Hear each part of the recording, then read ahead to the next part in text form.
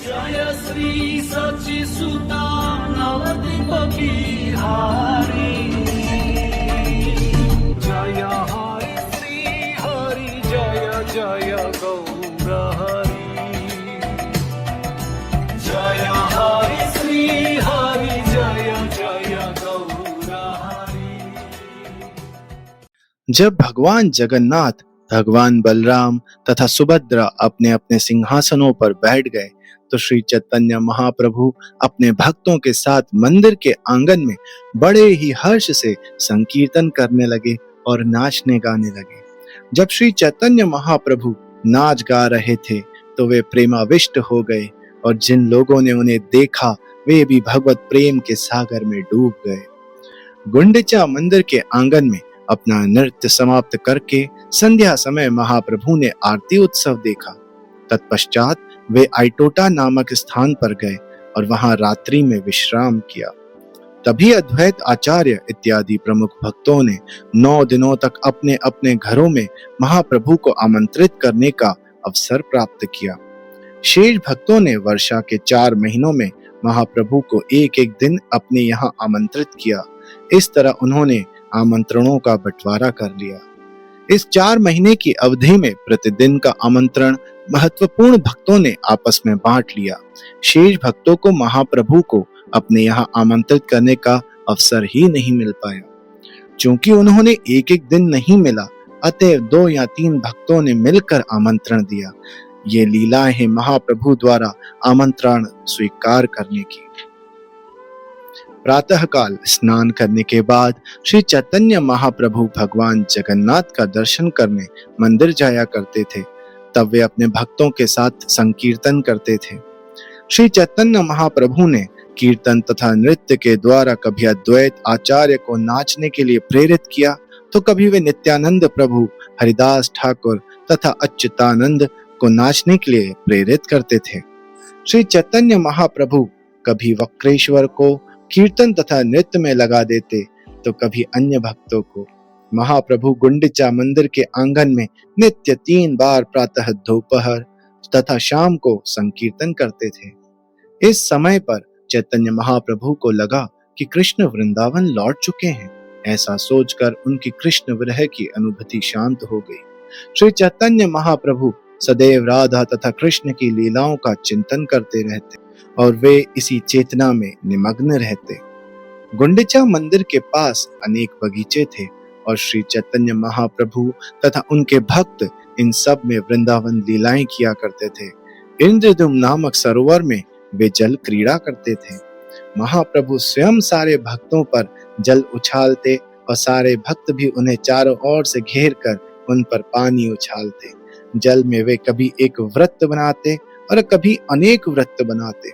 वे जल के भीतर करताल बजाकर मेंढकों की टरटराहट की नकल उतारते।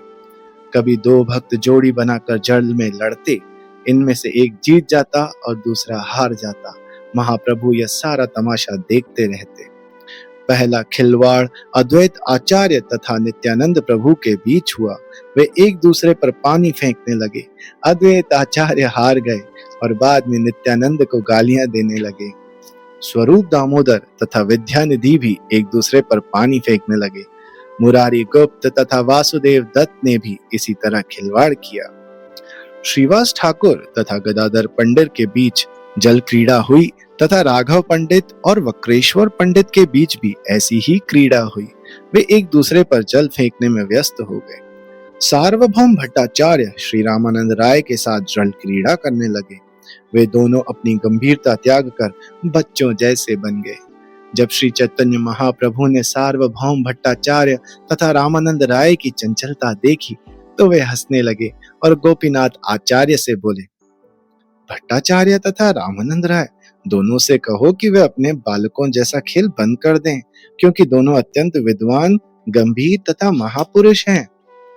गोपीनाथ आचार्य ने उत्तर दिया, मुझे लगता है कि आपकी महान कृपा रूपी सिंधु का एक बिंदु उनके ऊपर उछलकर गिर पड़ा है। आपके कृपा सिंधु की एक बूंद सुमेरु तथा मंदर जैसे विशाल पर्वतों को डुबो सकती है। क्योंकि ये दोनों महाशय लघु पर्वतों जैसे हैं, अतः ये दोनों आपकी कृपा रूपी सिंधु में डूबे जा रहे हैं। तर्क उस शुष्क खली के समान है जिसमें से सारा तेल निचोड़ लिया गया हो। भट्टाचार्य का सारा जीवन ऐसी शुष्क खली को खाने में बीता, किंतु जब आपने उन्हें दिव्य लीलाओं का अमृत पान कराया है, निश्चय ही यह आपकी उन पर महती कृपा है। गोपीनाथ आचार्य की बात सुनकर श्री चैतन्य महाप्रभु हंसने लगे और अद्वैत आचार्य को बुलाकर उन्हें शेषनाग की शैया जैसे बनने को कहा। जल में तैर रहे अद्वैत प्रभु के ऊपर लेटकर श्री चैतन्य महाप्रभु ने शेषशायी विष्णु की लीला का प्रदर्शन किया। अद्वैत आचार्य अपनी निजी शक्ति प्रकट करते हुए श्री चैतन्य महाप्रभु को लेकर जल के ऊपर तैरते रहे। कुछ काल तक जल क्रीड़ा करने के बाद श्री चैतन्य महाप्रभु अपने भक्तों के साथ आइटोटा नामक अपने स्थान पर लौट आए। अद्वैत आचार्य द्वारा निमंत्रित किए जाने पर परमानंद पुरी, ब्रह्मानंद भारती तथा महाप्रभु के अन्य प्रमुख भक्तों ने भोजन ग्रहण किया। वाणीनाथ राय अपने साथ जो भी अधिक प्रसाद लाए थे उसे महाप्रभु के अन्य संगियों ने खाया। दोपहर के बाद श्री चैतन्य महाप्रभु गुंडिचा मंदिर में भगवान का दर्शन करने तथा नाचने के लिए गए।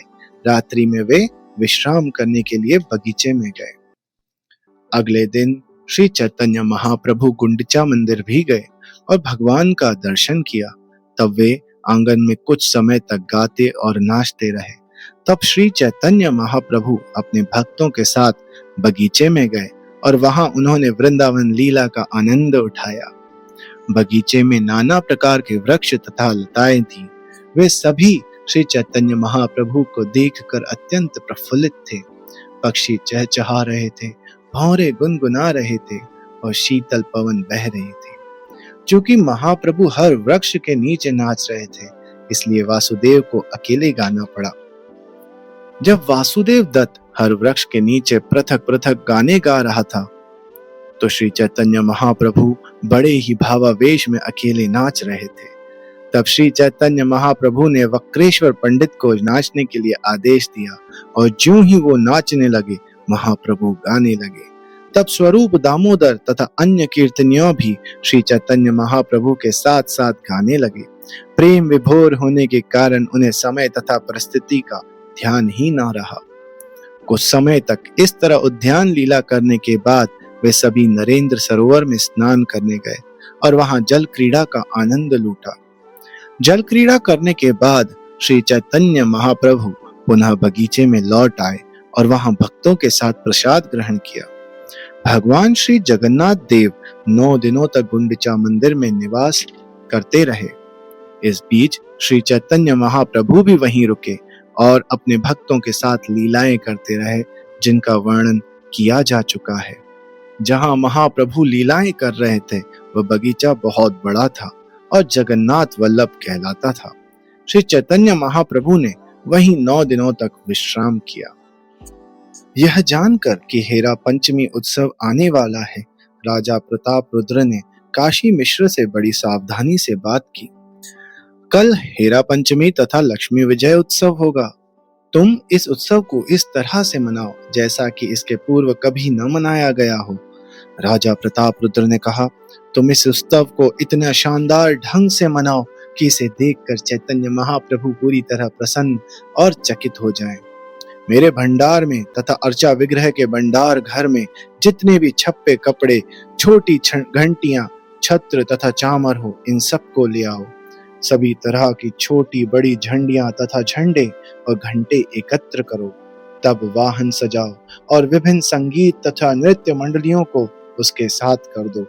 इस तरह वाहन को आकर्षक ढंग से सजाओ। प्रसाद की मात्रा को 2 गुना कर दो। प्रसाद इतनी मात्रा में बने कि रथ यात्रा उत्सव को भी मात दे दे। उत्सव की व्यवस्था ऐसी हो कि श्री चैतन्य महाप्रभु अपने भक्तों समेत स्वच्छंद पूर्वक बिना किसी कठिनाई के अर्चा विग्रह का दर्शन करने जा सके। प्रातः काल श्री चैतन्य महाप्रभु ने अपने निजी संगियों के साथ लेकर श्री भगवान जगन्नाथ का दर्शन करने सुंदराचल गए। तब श्री चैतन्य महाप्रभु तथा उनके निजी संगी हेरा पंचमी उत्सव देखने के लिए बड़े ही उत्सुकता के साथ नीलाचल लौट आए। काशी मिश्र ने बड़े ही आदर के साथ चैतन्य महाप्रभु का स्वागत किया और महाप्रभु तथा उनके संगियों को एक बहुत अच्छे स्थान में ले जाकर बिठाया। बैठने के बाद श्री चैतन्य महाप्रभु की इच्छा एक विशेष भक्ति रस के बारे में सुनने को हुई, अतः वे मंद हंसते हुए स्वरूप दामोदर से पूछने लगे, यद्यपि जगन्नाथ भगवान द्वारका धाम में अपनी लीलाएं करते हैं और वहां परम उदारता प्रकट करते हैं, फिर भी वर्ष में एक बार वे वृंदावन देखने के लिए अत्यधिक उत्कंठित हो उठते हैं। पड़ोस के बगीचों की ओर लक्ष्य करते हुए श्री चैतन्य महाप्रभु ने कहा, ये सारे बगीचे वृंदावन जैसे ही हैं, अतएव जगन्नाथ जी इन्हें फिर से देखने के लिए अत्यधिक उत्सुक हैं।